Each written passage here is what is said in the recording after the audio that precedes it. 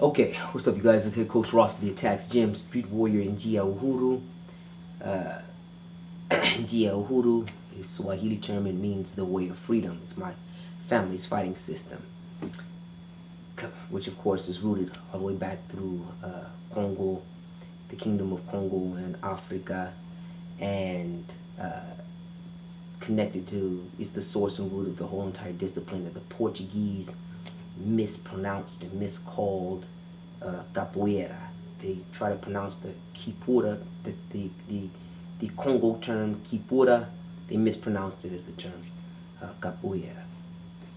And it's my first time doing this type of thing. I usually do not sit and look at the camera. I usually don't like those kind of videos where you're just sitting here looking at the camera, you know. But I'm responding to the various emails that I've been sent, and it's quite a few of them, you know, follow the same theme. Now, 99% of you out here who have operating brain cells will really grasp what I'm talking about, and you won't need me to repeat it to you. You already get it through most of the videos, and you already get it through your own personal life experience. But there are some, we're talking about especially the cardio capoeiristas, who are a combination of people who are mostly well-meaning, are mostly pretty intelligent, but they have been thoroughly miseducated and indoctrinated within the propaganda of the Brazilian government during a time when it was practicing and exporting the slavery era, colonial era politics, and in many ways it's still doing that right now today. Okay, and I want to take the time to address some of the questions that I've been asked of. Now I'm gonna have to kind of look off camera to take a look, see some of the questions I put on the table over here. Oh, I forgot. Let me let you know I'm sitting in this crazy little room or what have you. Actually, it's kind of a cool little room, but I was asked to conduct a private seminar for a group of people who do not wish to be named. So I'm going to do this, you know, and make certain people have particular skill sets, and that they pay for me to come up over here and be in this room, and that's why I'm in this room. So, yeah, for those of you who recognize this isn't like my regular palatial digs, you know what I'm saying? You're right. Okay. But this is okay. You know, it's cool with me. You know, I'm not a big Uber guy, and it gets the job done. So, I want to say thank you for the guys and ladies who got together the money to get me to come here and pay for my accommodations. And that brings me back to what we're talking about here. I have to take a look, see at this question real quick, and respond to it. Respond to the questions that were given to me by various individuals. So I'm going to respond to it right now. It's kind of go off the cuff and see how it goes. All right. The first. Okay. First is the first question I receive is what is the difference between kipura and capoeira? There is a difference, but the difference is not what you think it is. The first and most important thing you must grasp is the term capoeira is the Brazilian mispronunciation of the Bakongo, Kikongo term kipura. That's what you must understand. And kipura is indicative of a particular style of fighting that is indigenous to Africa, specifically the Kingdom of Congo in that region, which is not in the same area that the Democratic Republic of Congo is. And you must understand that it's reflective of the graceful, sinuous, agile, quick, etc., so on and so forth style that comes from Africa, in that area specifically, and then spread up there throughout the West Central Africa, throughout Western Africa, Central Africa, even spread out to Eastern Africa. You can see its wings and its techniques and its changes that went through with the dervish in Africa, and we'll get there later. You know, if you really want the in-depth, scientifically proven, a resource-rich analysis, please go to my blog, which is called Capoeira That Works, and look up the history of so-called capoeira, Kipura and capoeira. You'll see it. Just go through the various blogs there. I go really into depth into detail there. And so a lot of times when I receive these questions, I simply refer the person who asked me the questions to that particular blog, to my blogs, because my blogs are really rich in scientific data that completely obliterate the misconceptions, the inaccuracies that many people take as truth regarding so-called Brazilian capoeira. So I have to tell you straight up, for real, anybody who says that the art comes from Brazil is wrong. Anyone who says that Brazil has any hegemony or any primary definition, any primary anything, any primacy of this art is wrong. The art is African. It is African, meaning that those of us whose lineage comes from Africa and those of us who are the children of Africa worldwide, we are literally the only legitimate inheritors of this discipline, in the same sense that, say,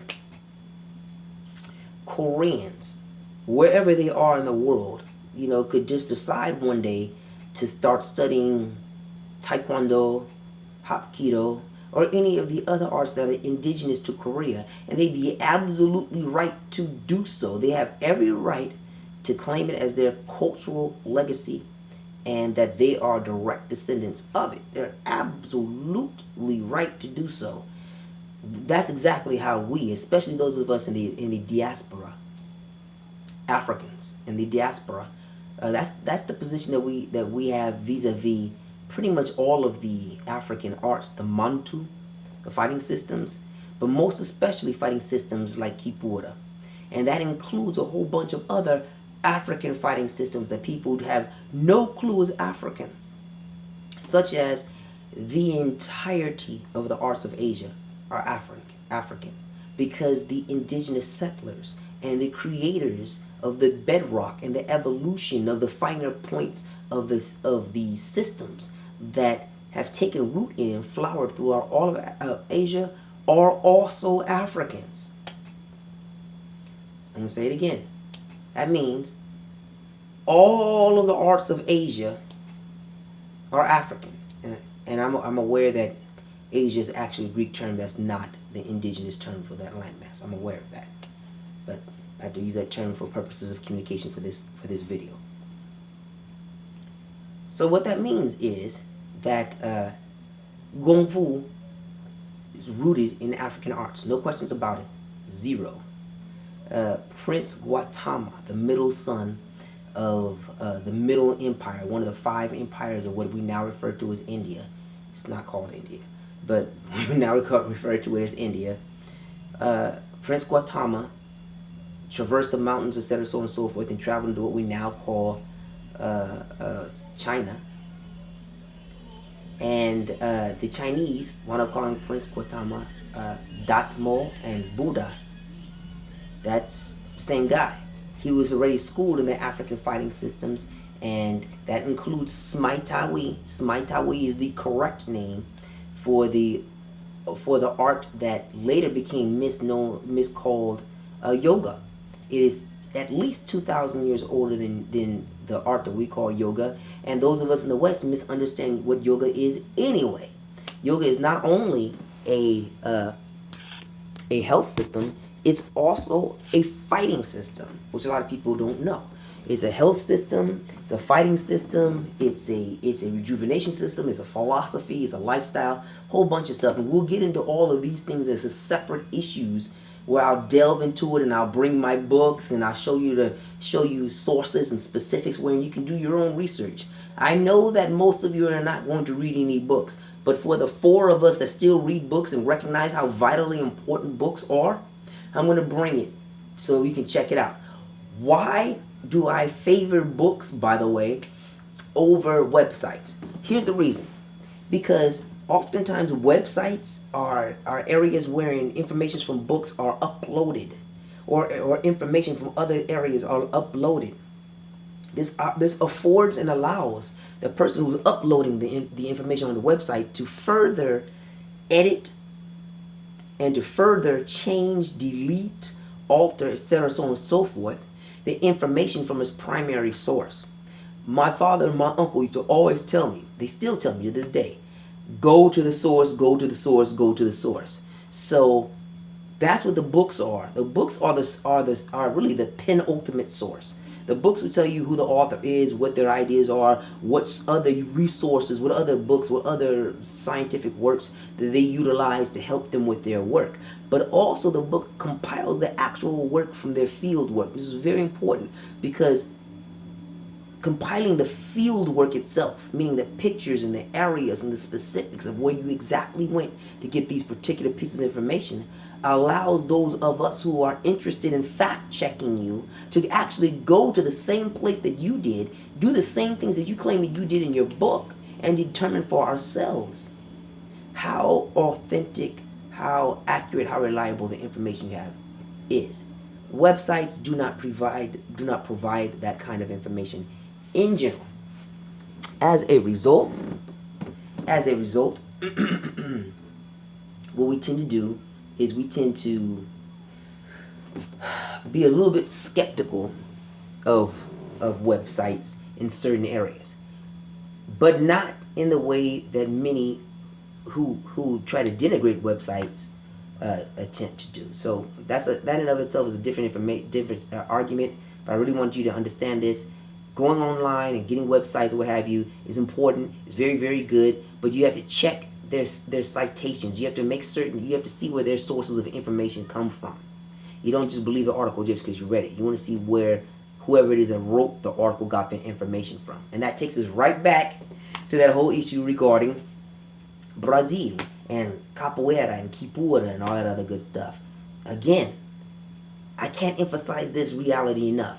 All of you who practice cardio capoeira, somewhere or other, you know, if you're legitimate, at some point traces your lineage to some extent, either directly back to Mestres Bimba and Pastina, or to around the 50s, 60s, and 70s, especially the 60s and 70s, when all this rapid change was happening in Brazil, wherein the governments were literally working to strip the power of control from the art of so-called capoeira in Brazil, from Mestres Bimba and Pastina.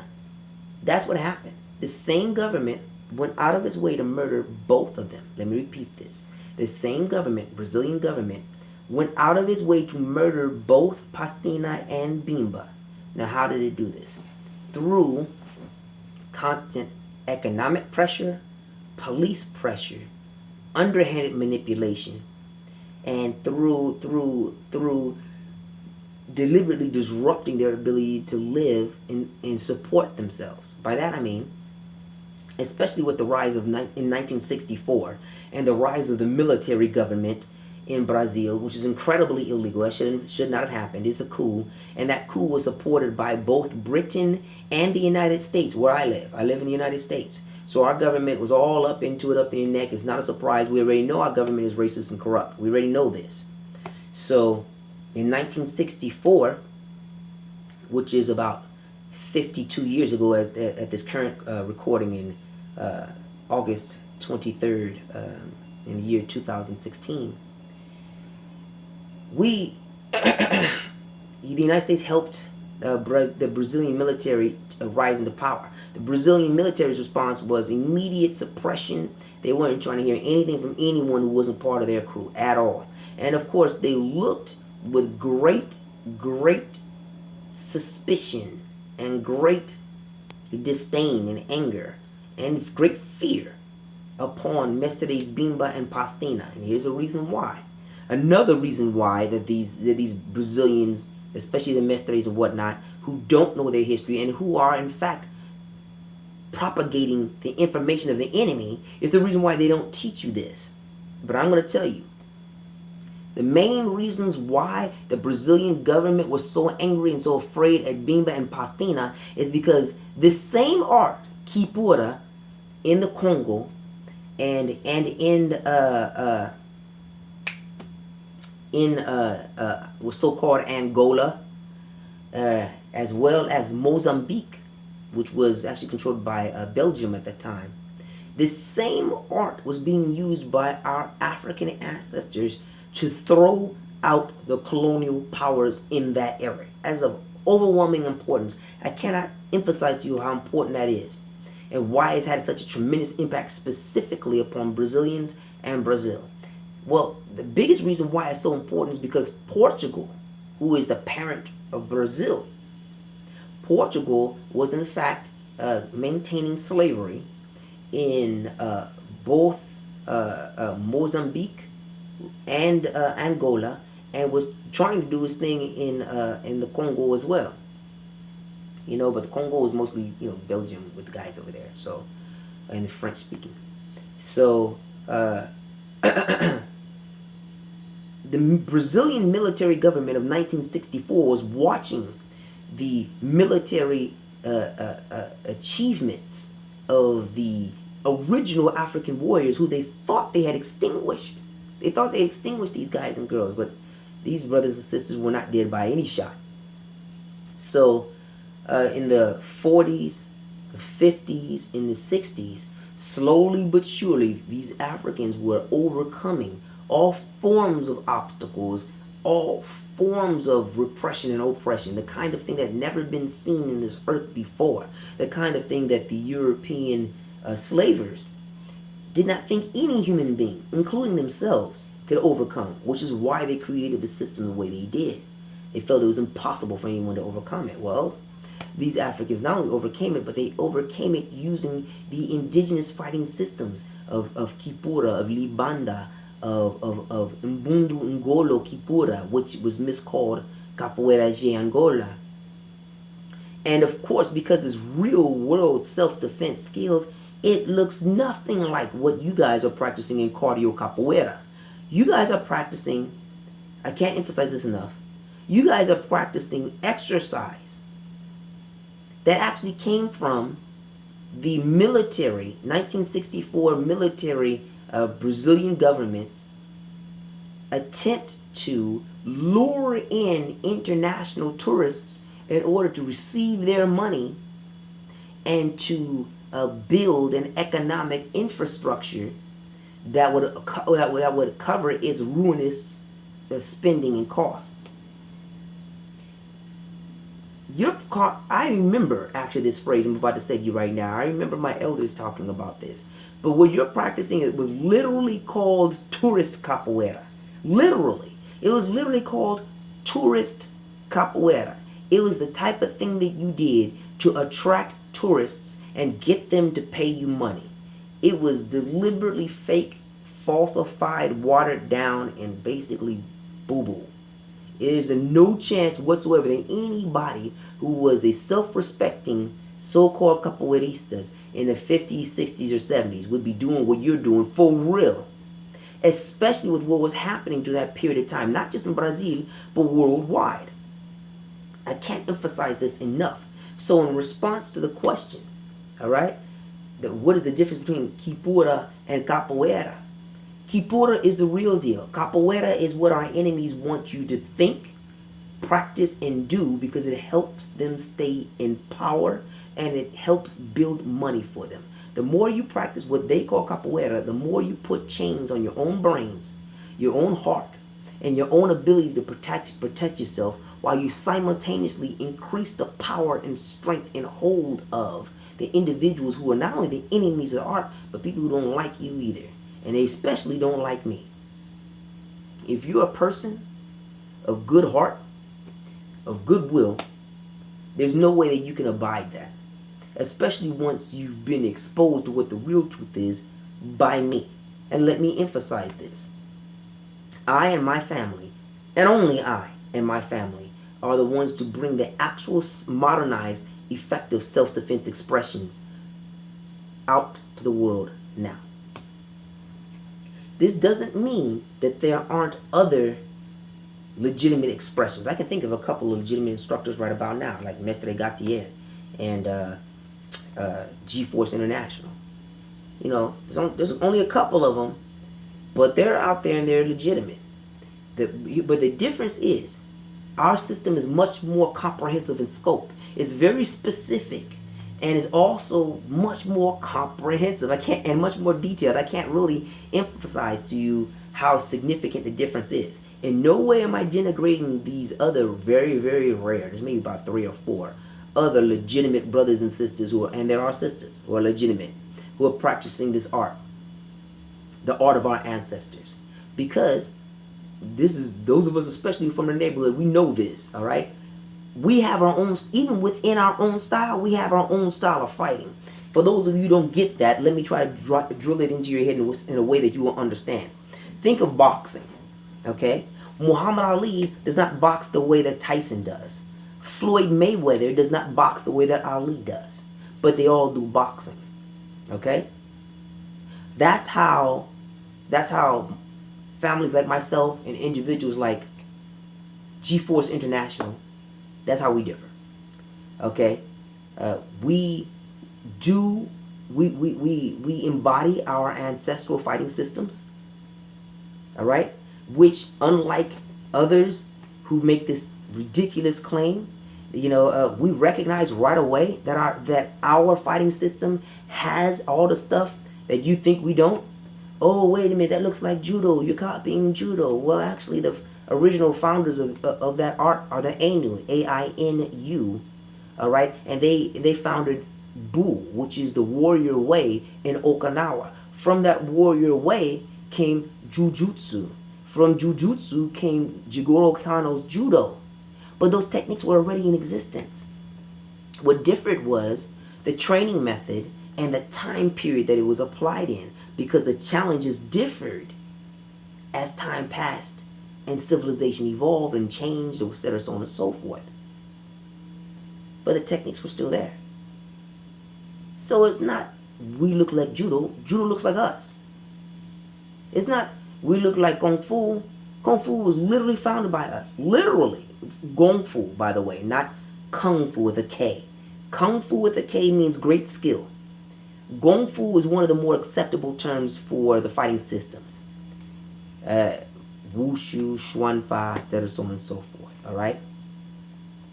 So be aware of what you're talking about. Oh, that looks like kickboxing. We founded the country. Xi'an, before Xi'an, we founded that. The fighting systems are already in existence in Africa. Been there since way before Xi'an was created. Morengue, Dambe. All of this also, by the way, you can literally, this is what really kills me, all right? You kids out there who hate doing any real research, do this. Go to Google and look up Capoeira basic techniques. Look at the Wikipedia entry there. I think Nestor Capoeira is probably the source of this, or at least whoever it was drew heavily from a lot of Nestor Capoeira's works, and also from subsequent scientific works wherein the actual history of the actual Africans were actually acknowledged and put in one place, almost as much as what's done in my blog, but my blog is many times more comprehensive than that particular entry is. My blog is the only place on earth that you will find a combination of scientific information, spiritual knowledge, specific application, and then universal application in real world time against real world threats that are happening now.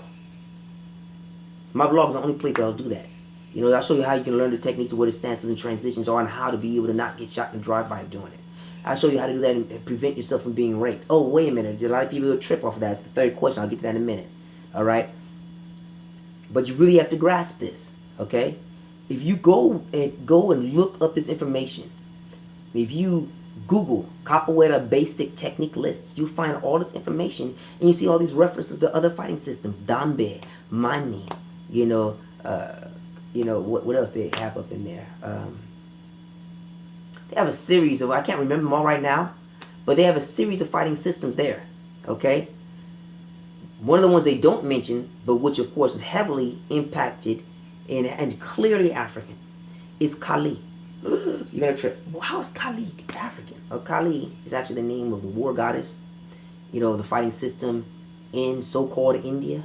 You trace those people and their culture and their language and their phenotype, and not only will you see that they're African, they're just not they're just not living in the country of Africa. You will see that they brought the culture of Africa with them, including the goddess Kali, who is actually a translation of the goddess Sekhmet. If you know the lion goddess Sekhmet, and their connection to Bast. And the reason why that's important nowadays for those of you in the United States, Bast is the panther god, and the panther god is the god who is responsible for the endowment and the skills and the spiritual development of the Black Panther. The Black Panther is a Marvel comic book character who we saw, break out with craziness, in the most recent Captain America billion-dollar plus movie extravaganza for Marvel that happened just this summer. So yeah, what we're talking about here isn't just some cool little trivia information. It impacts your day-to-day life right now in ways you're not even aware of until I tell you about it.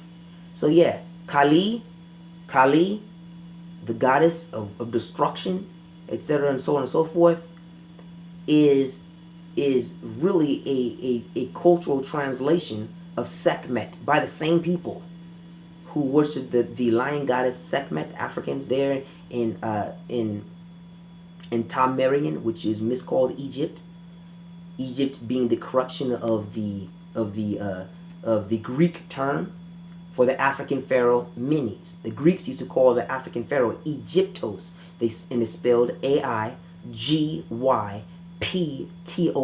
Egyptos. That information you'll find first recorded, accurately and brought out to the masses by the outstanding Dr. Chancellor Williams in his book, The Destruction of Black Civilization. May he rest in power. So that's just one of the many citations you'll see me make a little bit later. I don't really want to delve deeply into too many sources right now because this video is going longer than I want it to be already. So Capoeira, okay, Capoeira is the real deal. Capoeira is the result of what our enemies want us to teach. So if you want to learn the real deal, come train with me. If you want to continue to do these dance-like moves, which we do better, by the way, there's no part of what you do that not only that we don't do, but we do better because we're doing the authentic thing. In the same way that there's no part of anything that Sylvester Stallone does in Rocky that real boxers don't do and do better. It's better for you. The real stuff is better for you in every way. That's why they're trying to keep you away from it. All right? So Capoeira is the real deal. My family's art in Njia Uhuru is our family's interpretation of the art of Capoeira, in the same sense that Jeet Kune Do, Bruce Lee's the way of intercepting fist. That's what Jeet Kune Do translates into in English. Jeet Kune Do is Bruce Lee's expression of self-defense, which has its root, the root that he followed, the roots that he came from are in China, which of course again comes from Africa. Once you continue going back, China, India, Africa. That's how the chain works. So just as Bruce Lee used his knowledge, use his philosophies, his training methods to create his version of Jeet Kune Do, which in and of itself is Chinese Kung Fu, so is my family's use of Njia Uhuru, which is Swahili, and it means the way of freedom, and is our family's interpretation of the diasporic fighting systems that we have been introduced to and we have become proficient in, with the root being Capoeira. All right? Okay? Yes, we get it? Okay. If you don't understand, it's fine. Ask all your questions and comments at the end of this video. Okay, I got you. I love questions and comments. I respond to each and every one of them, positive or negative. Please go to my website, ATACX Gym Street Warrior Capoeira, googlesites.com. Troll all the information there. Purchase the products that we have there, especially the instructionals and the combo packs. You would see right away the embodiment, the incarnation of the philosophy. So I'll teach you how to really do the Ngoma ya Udanganyifu, the dance of deception, which is miscalled Jinga. You get the history behind that. You'll learn the utterly vital, important part that African spirituality, especially Ifa, which is one of the many holdovers from Mayat, plays in the application of genuine Mantu's African fighting systems. Okay? Without the spiritual systems, you won't have the knowledge to do the techniques. You're missing 99% of it. 99% of it. You'll discover right away, for instance, why why so many Capoeira warriors, even those in Brazil, but not just in Brazil, we're talking about Martinique, we're talking about America. Yes, there's plenty of us in America. It had nothing to do with Brazil, you know, except in America, because we speak English, it was called knocking and kicking. Google it. Knocking, like you're knocking on a door. Kicking, like you're kicking somebody, okay? Knocking and kicking. Google it. You will discover that there are court cases. And you'll discover that it starts to rise, especially with the rise of the Geechee and the Gullah, the 100-Year War, which is something else we have to get into. I can't get into it in this video. But we have to get into that in depth and in detail. So once you start this study, you'll discover how amazing the human saga, the human story is, and how interconnected it is. And you discover exactly how and why the rich, you know, 0.1%, those scumbags who are messing up the entire planet, you know, are trying to also make certain that you don't learn this story that I'm telling you. Why they're trying to hack my websites and mess up my information and my blogs and stuff so I don't pass this information on to you. Because this information is the kind of thing that makes certain that they are no longer have power over us. They cannot, they no longer possess the hegemony to rule us. And it wouldn't even matter what color you are. What matters is how human you are. I'll give you an example of such. The French Revolution. Africans were fighting in Haiti using these fighting systems and just slapping people, just slapping the slavers left and right. The French peasants and serfs also rose against the aristocracy, the corrupt, arrogant, wasteful, just wastrels who were aristocrats. They were born with a title, so they just went around and were just screwing everybody, sometimes literally, and robbing and killing and just spoiling as they pleased. Well, the peasants rose against them, and the peasants didn't like the aristocrats in any way, shape, or form. They called racists, and I like this phrase they used, they called racists the aristocrats of the skin. To really get into an incredibly detailed, magnificent, and yet still, you know, inspirational, easy to read, I mean, when I say easy to read, it reads like an epic saga. It's like a great story that's also fraught with historical data and footnotes. To read the best story I've ever read, you know, regarding the so-called Haiti Rebellion, please read The Black Jacobins by C.L.R. James. The Black Jacobins, that's what's called in English. I believe in French they call it L'Envoi Jacobin. It's written by the same guy. C. L. R. R like Robert, or like my name Ross, R-A-S. C.L.R. James. Alright? Check that out. Get more information about that.